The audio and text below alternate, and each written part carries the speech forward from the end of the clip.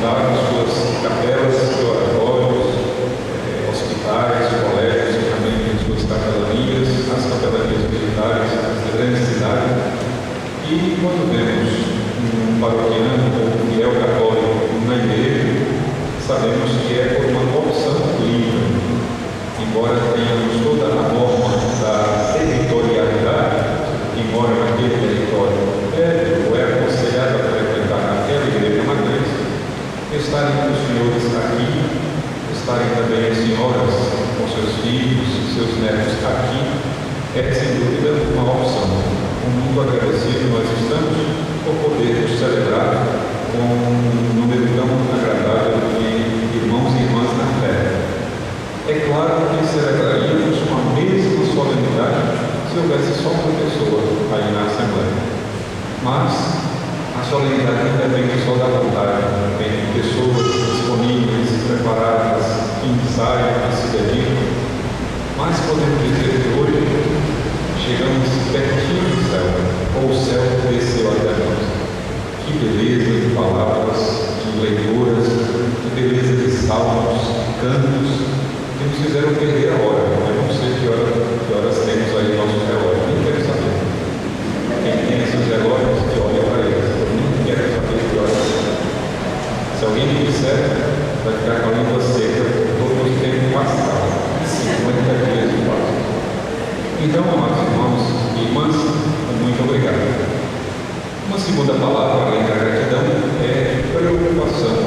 Com muita tristeza, sem dúvida, acompanhamos os noticiários em que a Igreja Mãe da Diocese do Rio de Janeiro, Catedral Metropolitana de São Sebastião, não pôde celebrar nenhuma das festividades do rito pascal. E não tem previsão de quando poderá celebrar. A igreja passa por essas tribulações quando, por exemplo, acontece algum assassinato dentro do templo, acontece alguma profanação do sacrário, alguém a bomba ou as hostes, a igreja é imediatamente fechada. No caso de um homicídio, a igreja é imediatamente fechada. Ali não se pode celebrar porque um grande mal aconteceu. Como que uma brecha do inferno se abriu ali dentro. E a fumaça de Satanás provocou o grande estrago, seja por uma morte de alguém inocente dentro do templo, seja por uma profanação das espécies eucarísticas. Agora, não poder celebrar o Tríduo Pascal, porque a autoridade pública não garantiu ou não garante a segurança do templo de Deus. E estão poucos se lixando para isso. Não sei se vocês perceberam, mas nada o governo fez. E creio eu, não fará para garantir a liberdade da Igreja Católica, que é um direito constitucional. Todo brasileiro, católico ou não católico, tem o direito de professar livremente a sua fé, seja nas ruas, seja no templo, qualquer que seja a forma do templo, a religião professada ali dentro. As autoridades não estão nem aí. E por que não estão nem aí? Já pensaram para perceber isso?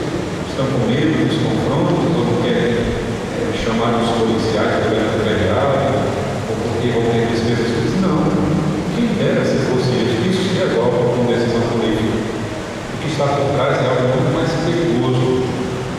A sociedade brasileira, na sua elite governamental, não quer uma igreja católica forte. Porque se a igreja católica for forte, vai obrigar a moralidade pública, vai obrigar todo mundo a obedecer à lei de Deus. E isso não querem. Não querem parar de ocupar. Não querem parar de se preocupar-se com os pobres. Não querem responsabilizar-se por aquilo que o voto público, que o voto do cidadão impôs sobre os ombros deles. São responsabilidades. Só querem um salário. Então, é uma palavra de preocupação, sem dúvida, que não tira nada da beleza da nossa celebração de hoje, mas nos põe de alerta. A sociedade brasileira, as suas elites governamentais, estão declarando sutilmente, mas assim na cara da gente, que querem uma igreja católica fraca, que por qualquer coisa fecha suas portas e não enfrenta. Olha, é importante que nós nos preparemos para a batalha. Se fizeram isso com a catedral, com a igreja mãe fazem com as filhas, com as caçulas, com os pequenos templos e oratórios nas comunidades e favelas. É importante pensar nisso. Não sei se já pensaram, mas é importante pensar nisso. Bem, acabamos de ver uma liturgia longa, como eu disse, muito bonita. De todas elas, é importante que o padre carinhe o que é mais importante para a comunidade, para as almas que estão a serem dirigidas. Hoje gostaria de partilhar com os senhores o texto que a igreja escolheu, o livro do profeta Baruque. É um profeta pequeno, um profeta menor da Bíblia, raramente aparece na liturgia, e quando aparece, temos que exercer aquela escolha de oportunidade. Vamos aproveitar a oportunidade. Baruque, um profeta muito bom, muito importante da Bíblia, que nos chama a ter consciência. É uma coisa que a palavra é esquecida no dia de hoje, consciência. Às vezes fazemos as coisas sem consciência. Sofremos quando alguém está numa UTI inconsciente, sem saber o que faz. Jesus na cruz pede perdão ao Pai, quase que alegando, dando a desculpa de que fazemos aquilo sem consciência. Pai, perdoa-lhes porque não sabem o que fazem, não distinguem, não discernem, não têm critério, não têm consciência do que estão fazendo. Quando apelamos para uma pessoa tomar consciência do fato, a gente fala isso, falando, toma consciência, presta atenção, desperta o que dorme. E a consciência, hoje em dia, com essas coisas que vemos na sociedade, com o mal espalhado como anda, a nossa consciência tende a se anestesiar. Não é isso mesmo, o mundo está tão mudado, as coisas mudaram tanto, não temos que nos acostumar com isso mesmo. Bom, as consciências mal formadas, ou deformadas, ou relaxadas, se acostumam com a maior naturalidade. Uma consciência lúcida, uma consciência bem formada, não engole qualquer coisa, não engole qualquer moda que aparece, não assimila qualquer ideia, qualquer slogan, qualquer propaganda que aparece. Ter consciência, consciência cristã, consciência católica, hoje em dia é a nossa maior riqueza. Encontrar uma alma com consciência católica, para mim, é não encontrar um tesouro. Quando eu encontro uma pessoa dessas, eu fico muito feliz. E me dá uma certa alegria, um certo ânimo e entusiasmo, porque digo, vale a pena continuar como padre, vale a pena servir a Deus como padre. Porque tem alguém por aí que precisa de uma ajuda, alguém que tem consciência. Quando eu já contei isso para os senhores, vale a pena relembrar. Quando eu cheguei aqui, eu não conhecia o Rio de Janeiro, nunca sonhei em trabalhar no Rio de Janeiro, e também, como capelão militar, nunca pensei em servir aqui na Vila Militar, centenária, tão bela, um oásis no meio dessa zona oeste, e não. Eu dizia, meu Deus, o senhor tem certeza de que é aqui mesmo que eu devo estar? Eu não poderia estar servindo em outro lugar, outra paróquia, tem certeza? Tem aí, em frente à igreja. E de repente não, a graça de Deus, uma graça pela intercessão de Nossa Senhora, vem passando um soldado. Soldado bem novo, bem moderno mesmo, bem novinho assim, ingressado no exército. E vai passando, observa, atento. De repente, no meio ali do pátio, do jardim, ele tira a cobertura, passa para a outra mão, para a mão esquerda, e faz o sinal da cruz frente à igreja. Depois põe a cobertura de novo e segue. Aí ele diz, tá bom, senhor, entendi o recado. Tem gente que tem consciência por aqui, então vamos em frente. E já se vão lá 4 anos, né? Pois bem, ter consciência é algo muito importante, algo valiosíssimo. Os senhores sabem, vale a pena lembrar, é algo que recorda os avós de infância, conhecem aquela história tão singela, tão bonita de Pinóquio. Quem foi Pinóquio? Não lembra? Alguém lembra só que ele mentia muito, né? Mentia, nariz crescia. O que mais vocês lembram? Era travesso, né? Era um boneco de madeira. O nome do pai? O filho, o Espírito Santo.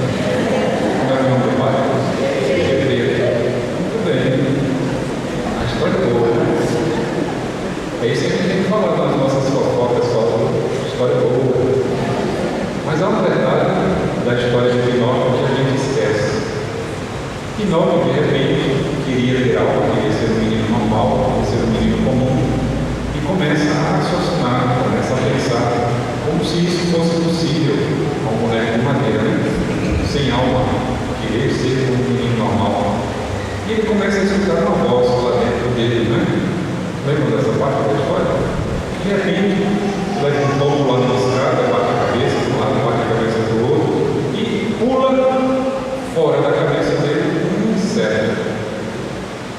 Que inseto era esse? Quem acertar ganha R$1.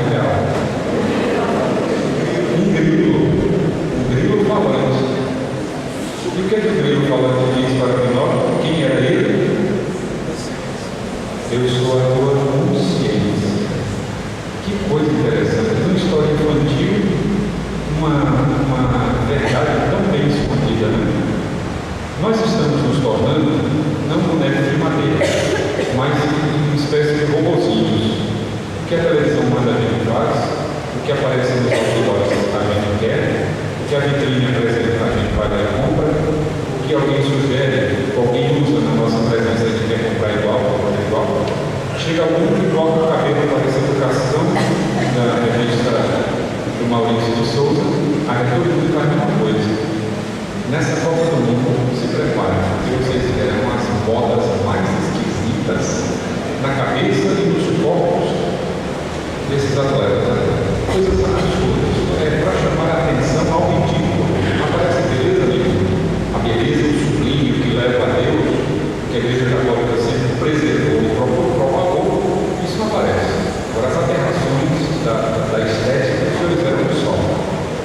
Pois bem, o que nós estamos nos tornando é como que autômatos, bonecos manipulados pelas ideias, pelas modas, e a nossa consciência, que está na nossa alma, que deveria ser a voz de Deus, a luz da fé dentro da nossa alma, ditando por onde vamos andar, o que vamos escolher, como o católico vive, como o católico pensa, como podemos construir essa civilização do amor, toda essa consciência psicológica e moral vai se tornando um inseto.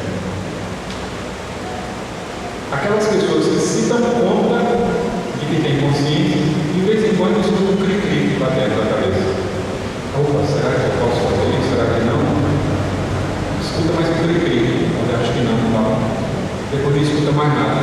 Então não vou fazer. Todo mundo faz, é normal. Quer dizer, a consciência que deveria ser o lugar sacratíssimo da voz de Deus tem se tornado no máximo, um incômodozinho, uma vozinha assim que leva a questionar, mas para a qual não damos a mesma atenção.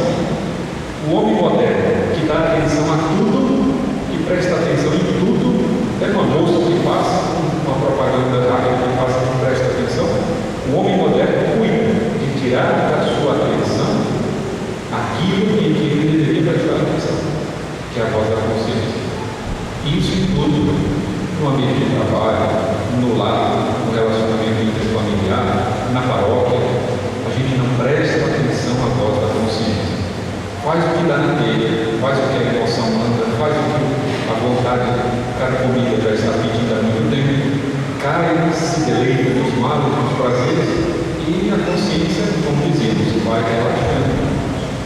Uma pessoa que não costuma mentir, ela tem uma consciência reta, sempre falar a verdade, mas começa a mentir uma vez, depois 2 vezes por dia, depois 3 vezes por dia, depois de uma semana fala uma verdade por dia, depois de 2 semanas meia verdade por dia. Essa consciência já não é mais reta, nem restrita, não é uma consciência moral ordenada, é uma consciência relativa. Já não sabe o que é o bem, já não sabe o que é o mal. Não tem forças para lutar pelo bem, termina descambando para o mal. Ter consciência, hoje em dia, é uma coisa muito importante. Então, dado isso, é uma introdução muito longa, mas sem introdução bem feita, o assunto é mais rápido e a gente mata o assunto com rapidez. O que diz o profeta Baruch? Vamos ler aí no nosso correio.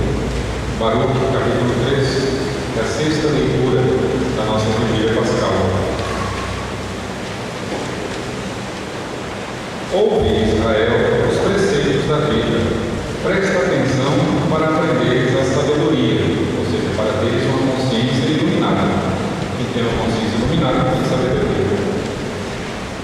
faz, Israel? Como é que te encontras em terra inimiga? Como é que você, cristão católico, hoje se encontra com um coração tão estrangeiro para Deus, tão longe, tão estranho, tão incomodado com a doutrina, com a fé, com a moral católica, com os mandamentos da lei de Deus? É como se você se sentisse uma terra estrangeira. Eu deveria me sentir bem diante dos mandamentos da lei de Deus, mas quando me aproximo de Deus, quando remexo na minha consciência, me sinto mal, como se eu estivesse numa terra estrangeira. Como é que te encontras em terra inimiga? Pergunta Deus. Diz ele: envelheceste no país estrangeiro e te contaminaste com os mortos. Foste contado entre os que descem a mansão dos mortos. É uma morte espiritual. A consciência está manchada e morta diante de Deus. Está tão viciada na prática do mal que já não tem forças para escolher o bem. Como se estivesse ela, a consciência, na mansão dos mortos. Chega alguém para mim com um conselho de mim, sabe mais dar o conselho. Tem medo do que a pessoa vai dizer do nosso conselho. Interessante isso. Diz então Deus: abandonaste a fonte da sabedoria. Me abandonaste, Israel. Se tivesses continuado no caminho de Deus, viverias em paz para sempre. Por que nos falta paz? Porque nossa consciência não está em paz. E ainda moramos com outros que não têm a consciência tranquila. E encontramos outros na rua com a consciência longe dos caminhos de Deus. Imagina esse pacote, tomando alguma bebida e comendo algum petisco. Essas consciências juntas, amontoadas, não tem paz. Então Deus diz e nos alerta: aprende onde está a sabedoria, onde está a fortaleza e onde está a tua inteligência. Olha que bonito, a força, o conhecimento, a ciência. E aprenderás também onde está a longevidade e a vida. Por que tem gente ali envelhecendo nessa hora? Tem 20, 25 anos, 30 anos, mas com cabeça já morta de 80, de 90, já desanimados da vida, né? Perderam a alegria de viver, perderam o sentido da vida. Deus então diz: quem descobriu onde está a sabedoria? Quem penetrou em seus tesouros? Aquele que tudo sabe, Deus conhece, descobriu com a sua inteligência.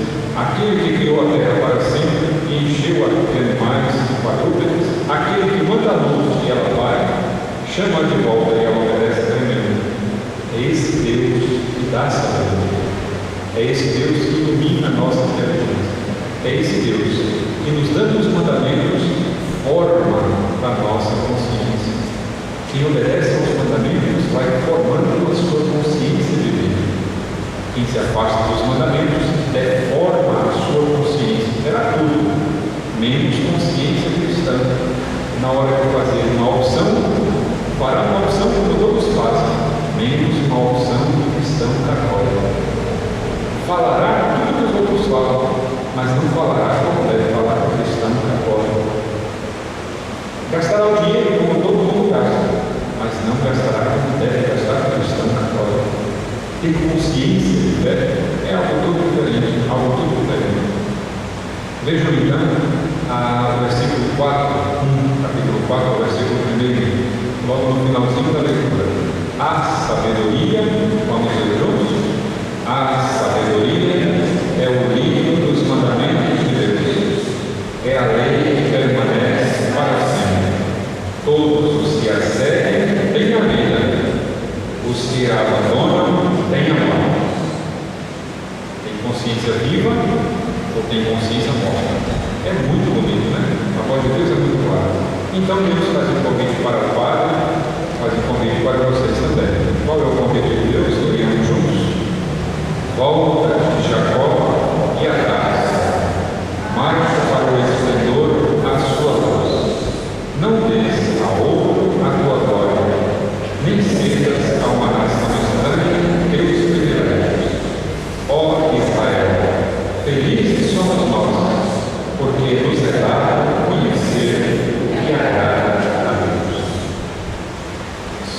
Nos é dado conhecer com uma consciência limpa, clara, tranquila. tranquila e que agrada a Deus. Nós vamos acompanhar agora, então, nesta liturgia batismal que iniciaremos, como é que Deus lava uma consciência, deixa limpa pelo batismo.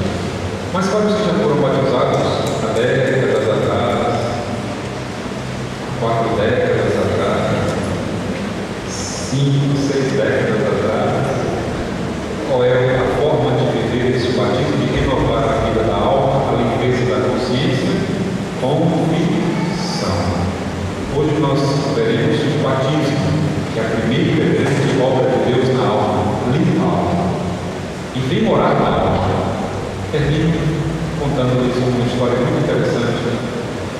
Vocês sabem que na Idade Média vários reis se sucediam, os vários reinos e feudos, e é histórico que um dos reis, andando a cavalo por sua corte, pelo meio da floresta, encontrou um pobre e perguntou ao pobre: meu filho, onde moras?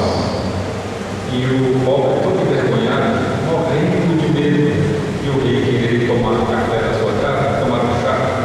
Na Europa não tinha café naquele tempo. Querendo tomar um chá na sua casa, pobre, humilde, respondeu meio a contragosto: eu moro numa caserna aí, senhor rei, numa choupana. E o rei disse: muito bem, a partir de hoje quero passar uma temporada na sua casa. Para quem não gosta de visita, coisa complicou. Mas o rei se alojou ali, ocupou a casa muito pobre, muito humilde, 2 cômodos, na verdade um só, dividido assim por uma cortina. O rei se alojou ali, mandou chamar a rainha, mandou chamar a princesa, a filha, e alguns cortesãos, e na semana seguinte já mandou chamar alguns pedreiros para fazer um puxadinho para o rei atender, um gabinete para o rei atender ali para o tempo. Mais um puxadinho de rei, puxadinho, como eu dizer, puxadinho de rei para servir de estábulo para os cavalos, e mais um pavilhão atrás para receber algum nobre, senhor feudal, e aquele pequeno casebre, os senhores já conseguem imaginar o resto da história, em pouco tempo já é um complexo administrativo do rei. Bonita história, não é muito simples. Isso a gente deve falar nas nossas fofocas. O que acontece no batismo é essa mesma coisa. Deus vai passando pela vida de alguém e pergunta: meu filho, onde moras? E você, com muita vergonha, claro, se tiver vergonha: Senhor, eu moro aqui. Eu nem sou digno de quem entra em minha casa. Não sou digno de entrar sobre daqui. Mas, se queres, eis que estou à porta e bato. Se alguém abrir, eu entrarei. Se queres entrar, Senhor, entra.